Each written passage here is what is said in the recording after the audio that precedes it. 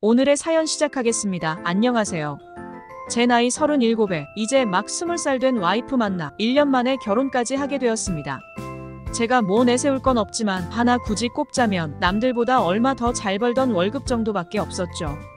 회사 신입 직원들하고 팀워크 키운다고 놀러 나갔다가 후배들이 남자끼리 마시면 그게 뭔 재미냐며 어떻게 인원수 맞춰서 합석을 주도했는데 아이러니하게도 거기서 남자 중 가장 나이가 많았던 저와 여자 중 나이가 가장 어렸던 와이프만 이야기가 잘 되어버렸던 거죠.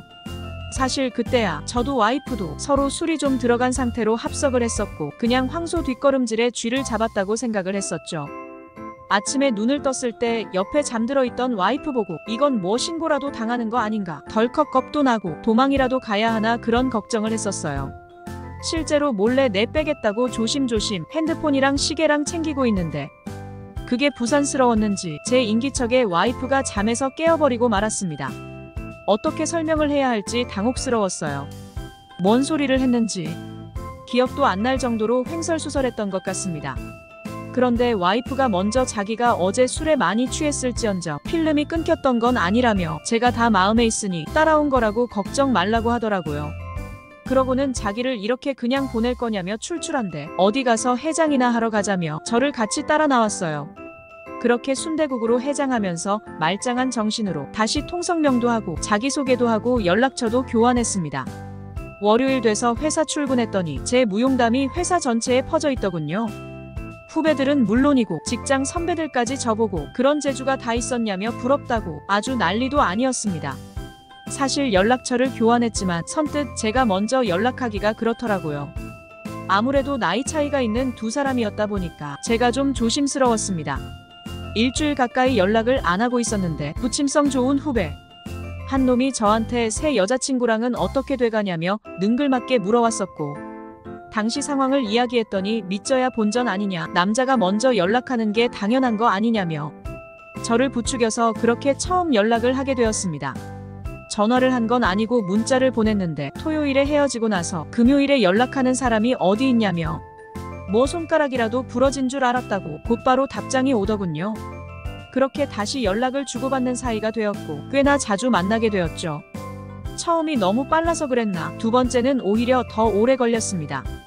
퇴근하고 만나 같이 식사하고 주말에 영화도 보러 가고 차 타고 멀리까지 나가 분위기 좋은 데도 다녀오고 거의 연애하는 거나 마찬가지인 사이가 되어 있었죠. 하지만 선뜻 어디서 쉬었다 가자 하는 말을 꺼내기가 너무 어려웠었는데 아내가 자기는 저랑 다르게 한참 때랑 올해는 못 참는다며 먼저 저돌적으로 나왔고 그렇게 두 번째 역사를 쓰게 되었습니다. 그리고 그날 이후 얼마 지나지 않아서 결혼 준비를 시작하게 되었습니다. 제 나이 38살이었고 와이프는 21살이었어요. 갑작스럽게 결혼을 결정한 이유는 예상하셨을 수도 있지만 두 번째 역사를 쓰고 나서 속도 위반을 해버리고 말았거든요. 급하게 결혼을 준비하게 되면서 장모님이 저랑 나이가 고작 5살 차이밖에 나지 않는다는 걸 알게 되었습니다.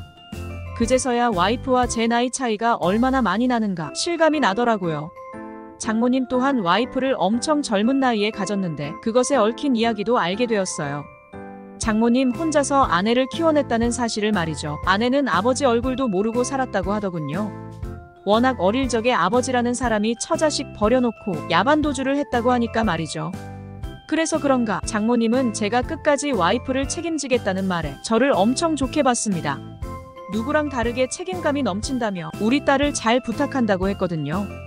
결혼을 하면서 가장 부담스러웠던 게 장모님이었습니다. 제가 아내랑 17살 차이가 나는데 장모님하고는 고작 5살 차이밖에 나지 않았다 보니 같은 대화를 나누더라도 장모님하고 오히려 공감대가 더 많았어요. 심지어 어렸을 때 좋아했던 가수까지 똑같더군요. 이게 얼마나 부담스러운지는 모르는 분은 평생 모를 겁니다. 제가 호형호제 하면서 엄청 친하게 지내는 형님 한 분이 있는데 그 형님이 저랑 나이가 7살 차이가 나거든요.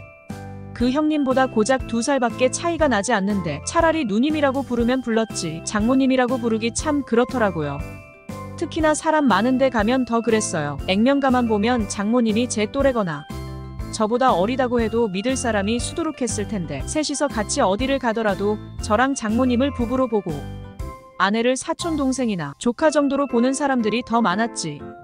저랑 아내를 부부로 보는 사람들은 거의 없을 정도였습니다. 심지어 아이 태어나고 나서도 늦둥이 키우기 힘들지 않냐는 질문을 받을 정도였어요. 하지만 아내는 그런 사람들의 오해를 오히려 즐기는 듯 했네요. 저야 불편하지만 자식된 입장에서 어머니 점괘 보고 예쁘다는데 싫어하는 딸이 어디 있겠나요? 심지어 저희 직장 선배 중 몇몇 결혼 안 한 분들이 있는데 지나가는 말로 내가 내 장인어른이 돼주고 싶다 하는 식으로 이야기하는 사람들도 있었습니다.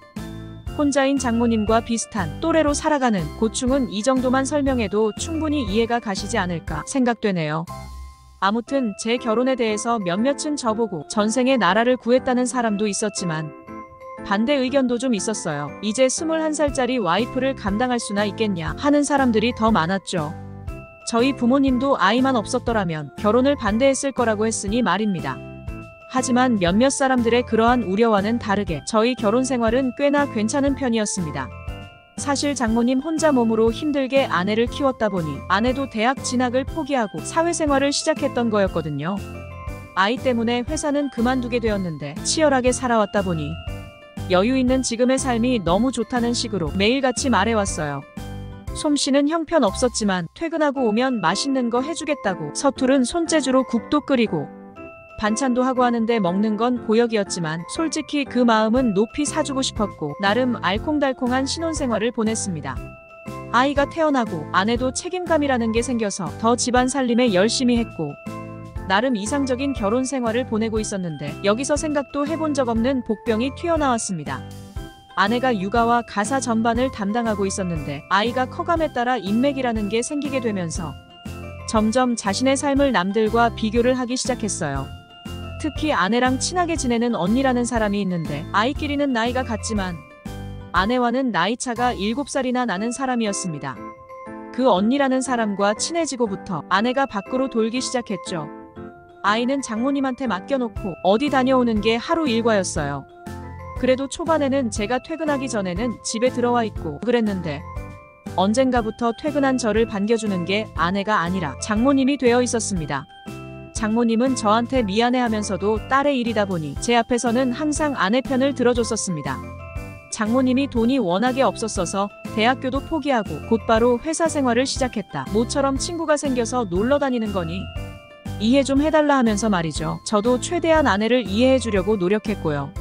몇 번 술 마시고 12시가 다 돼서 들어온 적도 있었지만 아무 말도 하지 않고 그냥 넘어갔습니다. 장모님이 그래도 집에는 10시 전에 들어오라고 타이르긴 했지만 오히려 그때를 기점으로 아내는 늦게 들어오는 날이면 12시를 넘기는 건 기본이었어요. 제가 퇴근하면 아이를 제가 봐도 그만이었지만 장모님이 일하고 들어온 사람이 애까지 보는 건 가당치도 않은 거라며 항상 아내가 집에 올 때까지 아이를 돌봐주셨습니다. 그렇다 보니 같이 저녁 식사하면서 장모님하고 이런저런 이야기도 나누게 되었고요. 아무래도 먼저 말했던 것처럼 장모님하고 또래가 비슷했다 보니 대화는 아내랑 나누는 것보다 훨씬 더 잘 통했습니다. 아무래도 비슷한 시대를 살아왔으니 당연한 일이겠죠. 그렇게 장모님하고 하루가 다르게 친해지고 있던 어느 날이었죠. 퇴근하고 왔는데 현관문 밖으로 아내와 장모님이 싸우는 소리가 들리더군요. 너 지금 제정신이니 어쩌니 하는 소리가 보통 크게 싸우는 게 아닌가 보다 싶어서 후다닥 문 열고 들어갔더니 한참 말다툼을 하던 와중이었던 것 같은데 약속이라도 한 것처럼 두 사람 다 말하고 더하지 않았고요. 장모님이 아내랑 단둘이 할 말이 있다고 해서 잠깐 집 앞에 있는 카페에 좀 다녀온다길래 그러라 했습니다. 장모님이 차려놓은 저녁 식사하면서 핸드폰을 만지작대고 있는데 방에서 아내 핸드폰이 울리더라고요. 급하게 나간다고 핸드폰을 두고 나갔구나 싶었어요. 아내가 어련히 부재중 찍힌 거 보고 다시 전화하겠지 하고 무시했는데 전화가 3번 연속으로 계속해서 걸려오더라고요. 어지간히 급한 전화가 싶어서 아내가 핸드폰 두고 나갔으니 나중에 아내한테 전화 걸라고 하겠다 한마디만 해주고 전화를 끊을 생각이었는데 핸드폰에 저장되어 있는 이름 뒤에 하트 모양이 같이 딸려 있더군요. 그때부터 장모님하고 싸우던 게 생각나고 안 좋은 예감이 들기 시작했습니다. 전화를 받으니 전화기에서는 왜 이렇게 전화를 늦게 받냐는 아내 또래 젊은 남자의 목소리가 들려왔고요. 그제서야 아내가 그동안 밖으로 돌면서 뭘 하고 다녔는지 딱 알겠더군요.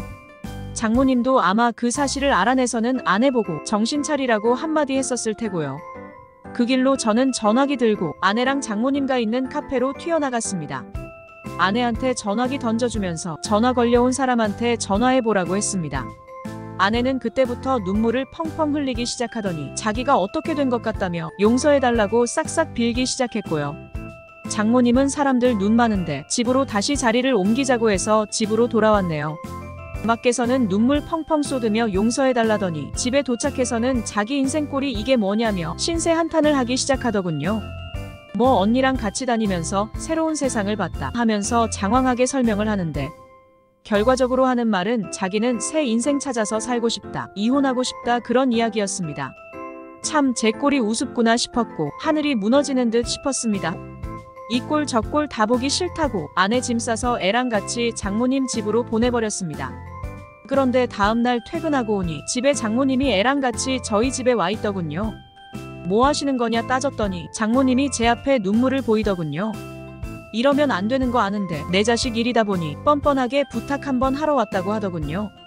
우리 딸 새 출발할 수 있게 이혼해달라는 부탁이었어요. 거기에 조건이 하나 더 붙었죠. 나이가 어리니 새 출발하는 건 문제 없을 텐데 애가 있는 게 걸린다며 애는 내가 이 집에 먹고 자고 하면서 대신 키워주겠다 하는 겁니다. 지금 사는 집 팔아서 자기 생활비는 자기가 내겠다고. 그리고 육아는 물론이고 집안일에도 전혀 신경 안 써도 문제없게 장모님이 저랑 같이 살면서 다 해주겠다고 하는 소리였죠. 미친 소리나 다름없는 부탁이었는데 저는 그렇게 하겠다고 대답했습니다. 그때는 장모님 눈물 때문에 마음이 약해져서 그런 줄 알았는데 그게 아니었습니다. 아내가 밖으로 돌기 시작하면서 장모님과 같이 시간 보내면서 저도 어렴풋이 느끼고 있었던 것 같습니다. 17살 차이 나는 아내보다 나이차 얼마 안 나는 장모님과 제가 더 잘 통한다는 사실을 말이죠. 그렇게 지금은 장모님하고 살림 차려서 살고 있습니다. 물론 아직까지 선을 넘지 않았어요. 방도 각방 쓰고 있긴 합니다. 집에도 회사에도 이 사실은 말도 못 꺼내고 있네요. 다만 지금은 아내랑 둘이 살던 때보다 더 행복합니다. 또 찾아주셔서 감사합니다. 매일 새롭고 흥미로운 사연으로 찾아뵙겠습니다. 구독과 좋아요 잊지 마시고 다음 사연으로 다시 찾아뵙겠습니다. 감사합니다.